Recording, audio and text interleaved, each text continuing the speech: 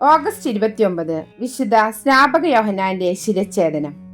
സ്ത്രീകളിൽ നിന്ന് ജനിച്ചവനിൽ സ്നാപക യോഹന്നാനേക്കാൾ വലിയവനില്ല എന്ന രക്ഷകന്റെ സാക്ഷ്യം. യേശുവിന്റെ പാതയൊരുക്കാൻ വന്ന സ്നാപക യോഹന്നാന്റെ രക്തസാക്ഷിത്വത്തിന്റെ ഓർമ്മ പുതുക്കലിന്റെ ദിവസമാണ് ഇന്ന്. വിശുദ്ധ സ്നാപക യോഹന്നാന്റെ രക്തസാക്ഷിത്വം ഇങ്ങനെയാണ്. അന്നത്തെ രാജാവായിരുന്ന ഹെറോദേസ് സ്വന്തം സഹോദരന്റെ ഭാര്യയായിരുന്ന ഹെറോദിയായെ അവളുടെ ഭർത്താവ് ജീവിച്ചിരിക്കെ അന്യായമായി സ്വന്തമാക്കിയത് തെറ്റാണെന്ന് രാജാവിന്റെ മുഖത്തു നോക്കി പറയുവാനുള്ള ധൈര്യം വിശുദ്ധ സ്നാപക യോഹന്നാൻ കാണിച്ചു. യോഹന്നാനെ പിടികൂടി തടവിലാക്കാനുള്ള പദ്ധതി ആസൂത്രണം ചെയ്ത ഹെറോദേസിലൂടെ അത് നടപ്പിലാക്കുകയും ചെയ്തു.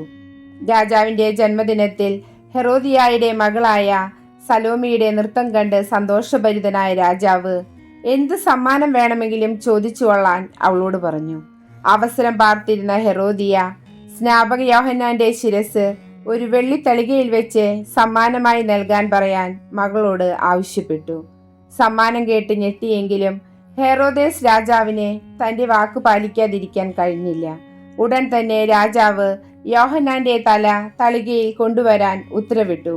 ഇതാ ലോകത്തിന്റെ പാപങ്ങൾ നീക്കുന്ന ദൈവത്തിന്റെ കുഞ്ഞാട് എന്ന് വിളിച്ചു പറഞ്ഞവൻ, ഒരു സത്യസന്ധന്റെ രക്തസാക്ഷിത്വം. വിശുദ്ധന്റെ ശരീരം സമരിയായിലാണ് അടക്കം ചെയ്തിരിക്കുന്നത്.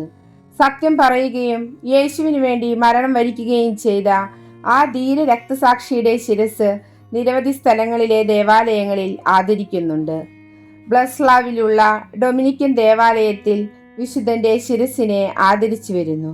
സത്യത്തിനു വേണ്ടി രക്തം ചിന്തിയ വിശുദ്ധൻ സഹനങ്ങളെ സന്തോഷപൂർവ്വം സ്വീകരിച്ചു. കാരണം ശാശ്വതമായ ആനന്ദമായിരിക്കും അതിന്റെ പ്രതിഫലമെന്ന് ആ നീതിമാൻ അറിയാമായിരുന്നു. സത്യത്തിന്റെ സാക്ഷികളാകാൻ വിശുദ്ധ സ്നാപക യോഹന്നാനെ ഞങ്ങൾ ഓരോരുത്തർക്കും വേണ്ടി മാധ്യസ്ഥം അപേക്ഷിച്ച് പ്രാർത്ഥിക്കണമേ.